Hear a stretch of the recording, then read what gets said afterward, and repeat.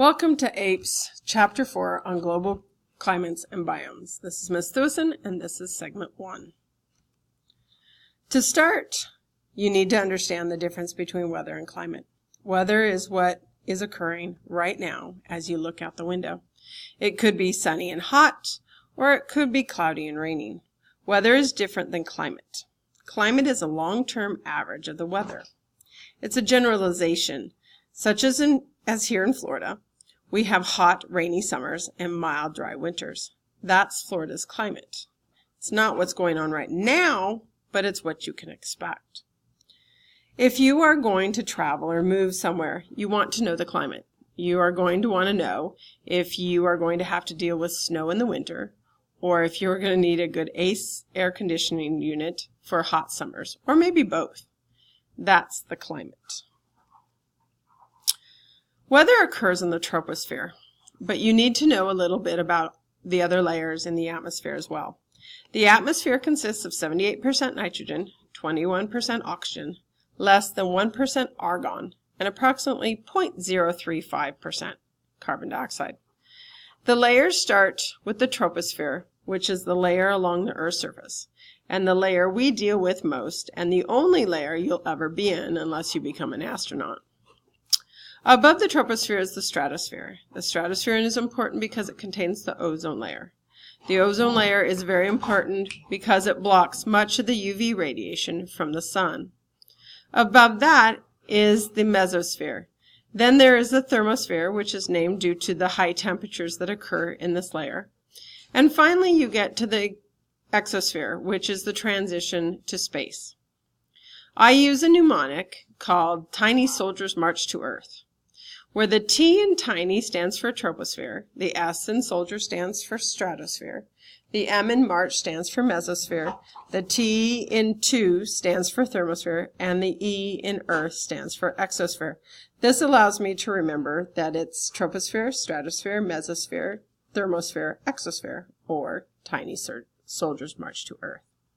You can make up your own mnemonic, but it is important that you understand you can tell me the layers from Earth to space in the atmosphere. Okay, you need to know more about the troposphere and the stratosphere. These are two very important layers. Again, the troposphere is the layer against the Earth's surface and the one you are in. It's also the one where the weather and all air pollution occurs, so it's very important to us. As you go higher in the atmosphere, or higher in altitude, the air density decreases. And this is why you have to equalize your ears if you go up in a plane or you drive up a mountain. And that's going to be important later on. The stratosphere is just above the troposphere. The stratosphere is important because of the ozone layer. The ozone layer blocks most of the UV radiation from the sun. There are 3 types of UV radiation: UVA, UVB, and UVC. UVA is the least damaging to organisms, while UVC is the most damaging. UV radiation can cause skin cancer and other genetic mutations. So it's very important that organisms are not exposed more than necessary. The ozone layer blocks most UVB radiation and all of the UVC radiation. So how does it do that? It's important that you understand that the UV radiation both creates and destroys ozone molecules.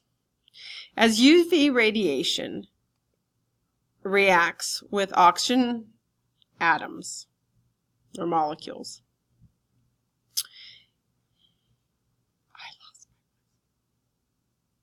as the UV radiation is involved in these reactions, it is absorbed or blocked from passing through the ozone layer, which is very important to us and all other organisms.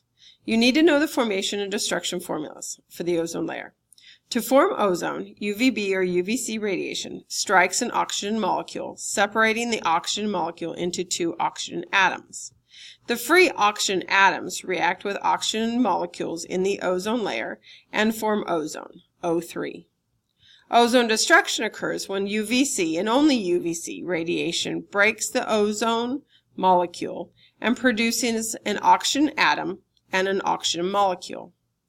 In the ozone layer, these two processes are in equilibrium. This means that the rate of formation is equal to the rate of destruction.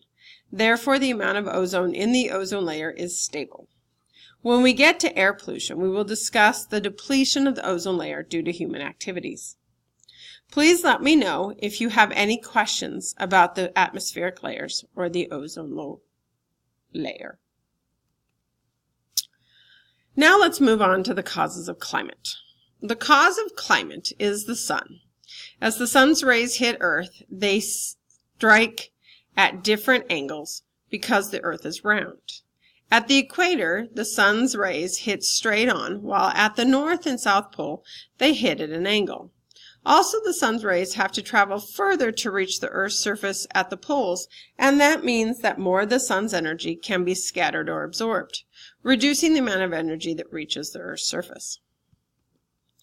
This diagram demonstrates the sun's rays have to travel further to reach the Earth's poles than they do the Earth's equator. The diagram also shows the angle at which the sun's rays hit the Earth.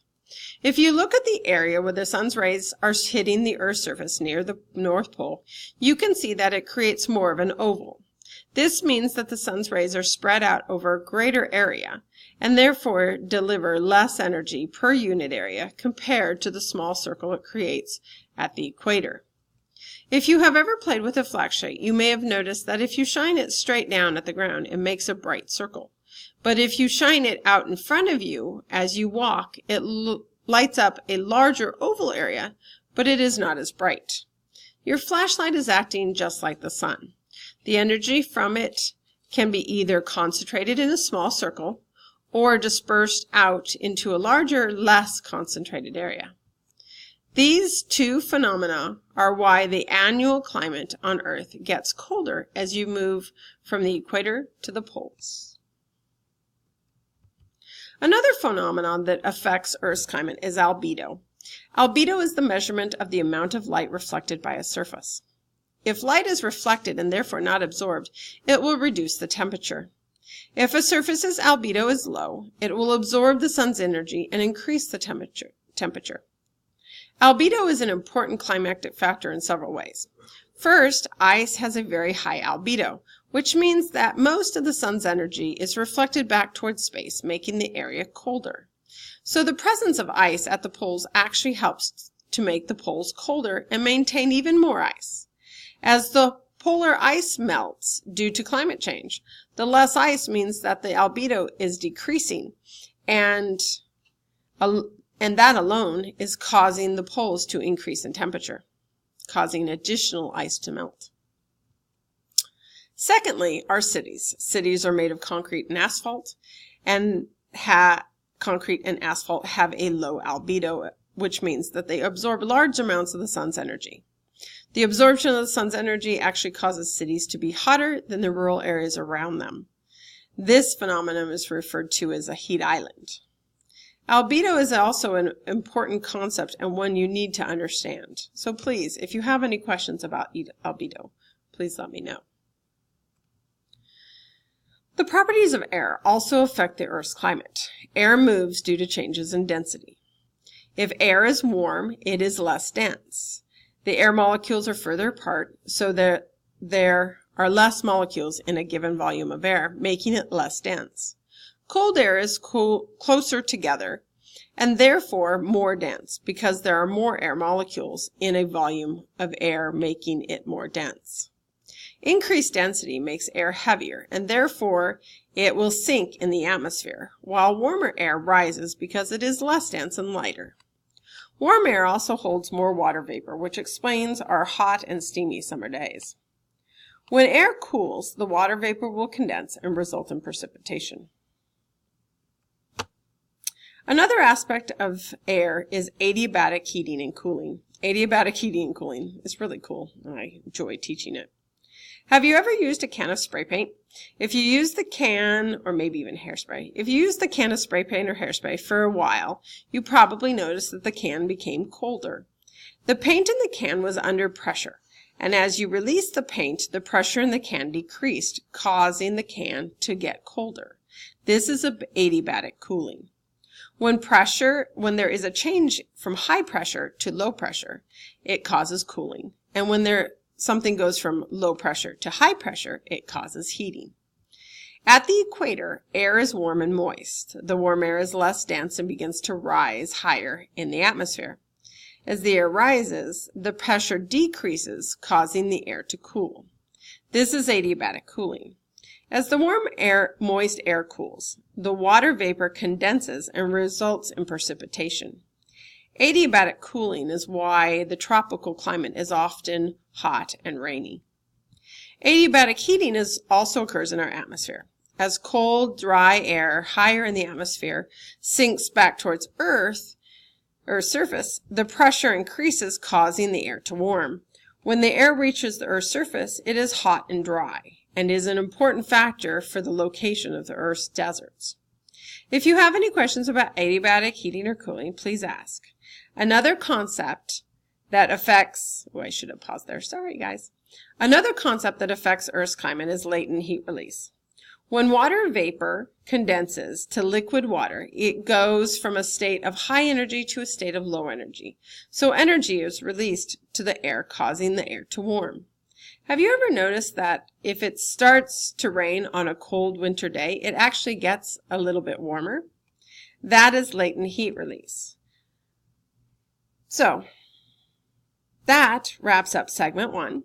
If you have any questions over any of the information in segment 1, please let me know. I am happy to go over anything in the lecture, during class, or during search. All you need to do is ask. Everything in here is very important, and you need to know it. And that is segment 1. Bye for now. See you later.